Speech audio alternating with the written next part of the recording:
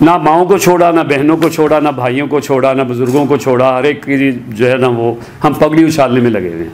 नवाए इंसान NI news की videos देखने के लिए हमारा चैनल नवाए इंसान सब्सक्राइब कीजिए और बेल आइकन पर क्लिक कीजिए ताकि हर नई वीडियो से आप बाखबर रह सकें। मैं समझता हूँ कि ये डिबेट जारी रहनी चाहिए और इस डिबेट के हवाले से मेरी दो गुजारिशात में मेरे जहन में आती हैं कि इसकी ज़रूरत है।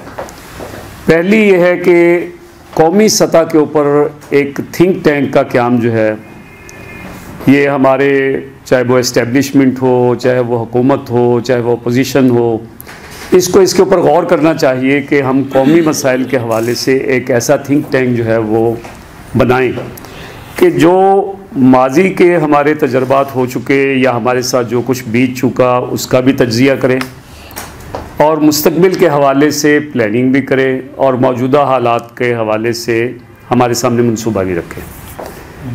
आज दुनिया में उलूम जो हैं इतने तरक्की कर चुके हैं कि आप पिछले 10 साल की बुनियाद के ऊपर अगले 50 साल के लिए प्लानिंग जो है वो दे सकते हैं और अगले 50 साल के लिए आप बता सकते हैं कि कौम जो है माशी हवाले से या दीगर हवालों से कहाँ पे खड़ी होगी। उसमें चंद फ़ीसद की कमी बेशी हो सकती है, लेकिन इकोनोमेटिक टेक्निक्स ऐसी आ गई हैं जिनको आप अप्लाई करके आप ये बता सकते हैं कि 50 साल बाद हम कितनी गंदम पैदा कर रहे होंगे, कितने चावल आपके यहाँ पैदा हो रहे होंगे, आपकी पॉपुलेशन कितनी होगी, पॉपुलेशन के मसाइल क्या क्या होंगे, शहरों की कैफियत क्या होगी, आगे क्या होने वाला है, ये सारी चीज़ें। तो मैं समझता हूँ कि इस हवाले से एक फ़ोरम जो है हमें वो तजवीज़ आज के इस फ़ोरम की वसातत से कौम को देना चाहिए कि कौमी सतह पे एक ऐसा इदारा, आप में से बहुत से लोग जानते होंगे कि अमेरिका में इस तरह का एक इदारा रैंड कॉरपोरेशन के नाम से काम कर रहा है और रैंड कॉरपोरेशन ये वहाँ का सबसे बड़ा एक तरह से थिंक टैंक है। वो प्लान करता है और उसको इम्प्लीमेंट किया जाता है। 2002 में उन्होंने तज्जिया किया मुस्लिम कंट्रीज़ का, तमाम मुसलमानों को 4 बड़े ग्रोहों में तकसीम किया, फिर उनको सब ग्रुप्स के अंदर तकसीम किया, हर एक के हवाले से स्ट्रेटजी बताई। आज जो FTF आप सुन रहे हैं रोज़, बैंकों पे ये पाबंदियाँ लग गई, उस पर वो पाबंदी लग गई, ये 2002 की उस पॉलिसी का नतीजा है। उसमें कहा गया था कि हमने इंटरनेशनल ट्रांसफ़र ऑफ फंड्स जो है इसको कंट्रोल करना है, क्योंकि ये जो है वो दहशतगर्दी के लिए या असल में तो लफ्ज़ पे जो लाना नहीं चाहते थे कि इस्लामिक मूवमेंट्स और इनके लिए जो पैसा इस्तेमाल हो रहा है उसको हमने रोकना है। तो 2002 की उसके अंदर जो स्ट्रेटजीज़ उन्होंने दी हैं, उन स्ट्रेटजीज़ के अंदर ये चीज़ आज भी आप पढ़ सकते हैं कि 2002 की उनकी पॉलिसी थी। आज भी आप रैंड कॉरपोरेशन लिखें और उसमें 2002 की उस पॉलिसी को आप देखें तो उसमें आपको सारे पॉइंट्स नज़र आ जाएंगे। इवन ये कि हमारे मीडिया में क्या होना है, मीडिया में किसको ऊपर लेकर आना है। और मैं अगर कहूँ कि अहमद लियाकत हुसैन नाम अगर ले ही लूँ, अगर उस पॉलिसी को आप पढ़ लें और उसके बाद अहमद लियाकत हुसैन साहब का वो चेहरा जो उसके फ़ौरन बाद सामने आया, आपको नज़र आ जाएगा कि उस पॉलिसी का नतीजा है। बहुत सही। मुराद मेरी ये मिसाल देने से मुराद ये है किसी को टारगेट करना मकसूद नहीं है। बहुत सही मिसाल है। टारगेट करना मकसूद नहीं है। सिंपल मैं ये बताना चाह रहा हूँ कि जो कौमें अपने आप को मजबूत रखना चाहती हैं, अपनी फुटिंग के ऊपर रहना चाहती हैं, वो उनको फिर प्लान करना पड़ता है। अब चाइना जहाँ पे पहुँच गया, क्या सिर्फ ऐसे ही हो गया कि उन्होंने उसके पीछे पूरी प्लानिंग की है और उस प्लानिंग के नतीजे में उनके टारगेट्स हैं कि कल हमने कहाँ पे होना है, 10 दिन बाद कहाँ पे होना है, 10 साल और 20 साल बाद कहाँ पे होना है। तो हमें भी ज़रूरत इस चीज़ की है कि हम इस तरह के थिंक टैंक कौमी सतह पे बनाएं और वो सबके लिए एक्सेप्टेबल हो। पहली बात तो ये है कि इस हवाले से मैं समझता हूँ कि हमें ये तजवीज़ जो है कौम के सामने रखनी चाहिए आज के इस, और मैं समझता हूँ कि तासीर मुस्तफ़ा साहब, बाकी हमारे लिखने वाले मौजूद हैं, अगर इस चीज़ को अगर लेकर आएँ सामने कौम के और इस चीज़ की ज़रूरत का एहसास जो है बेदार करें तो इंशाल्लाह इसके नतीजे में हम कुछ पेशरफ्त करने के काबिल हो जाएंगे। पहली बात। दूसरी बात जो मैं इस मौके पे कहना चाह रहा हूँ वो ये कि इस वक्त हम वतन अज़ीज़ के हवाले से अगर हम बात करें, पाकिस्तान के हवाले से, पाकिस्तान में कोई भी कौमी शख्सियत ऐसी नहीं है कि जो तनाज़ात के अंदर सामने आए और आके मामलात को सेटल डाउन करने की कोशिश करें।